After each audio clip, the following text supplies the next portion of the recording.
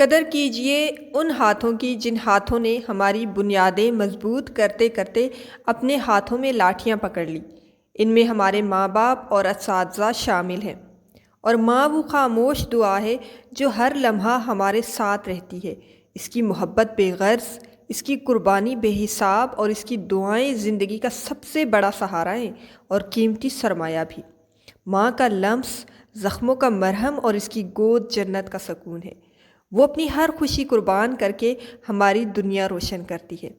اور والد تو دنیا کا وہ واحد شخص ہے جو آپ کو خود سے زیادہ کامیاب دیکھنا چاہتا ہے، اور آپ کی کامیابی پر اسے خوشی محسوس ہوتی ہے، اور اپنے اس خواب کو پورا کرنے کے لیے وہ محنت کر کے اپنی اولاد کی پرورش کرتا ہے، اسے دشمنوں سے بچا کر رکھتا ہے، اسے تعلیم دیتا ہے، اس کی تربیت کرتا ہے، اسے زمانے کی گرم دھوپ سے بچاتا ہے۔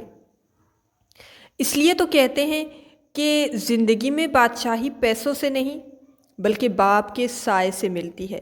باپ کا ہاتھ پکڑنا سیکھو، عمر بھر کسی کے پاؤں پڑنے کی نوبت نہیں آئے گی۔ حضرت علی کا ایک بہت ہی خوبصورت قول ہے، اور میرا دل کر رہا تھا کہ میں آپ کے ساتھ شیئر کروں کہ اگر تم بادشاہ ہو تب بھی اپنے والد اور استاد کی تعظیم کے لیے کھڑے ہو جاؤ۔ استاد بادشاہ نہیں ہوتا مگر اپنے طلبہ کو بادشاہ بنا سکتا ہے۔ استاد کا علم چراغ ہوتے ہیں جو تاریکی میں راہ دکھاتے ہیں۔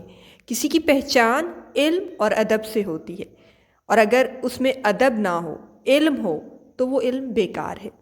کیونکہ علم تو ابلیس کے پاس بھی تھا نا، لیکن وہ ادب سے محروم تھا۔ اس لیے اپنے ماں باپ اور اساتذہ کی عزت ضرور کریں، کیونکہ یہی وہ لوگ ہیں جو ہماری بنیادیں کھڑی کرتے ہیں اور ہمیں معاشرے میں ایک کامیاب شہری بناتے ہیں۔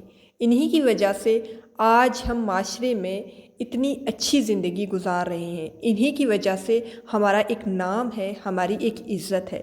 تو ان لوگوں کو ضرور عزت دیں جن کی وجہ سے ہم زندگی میں اتنے کامیاب ہوئے۔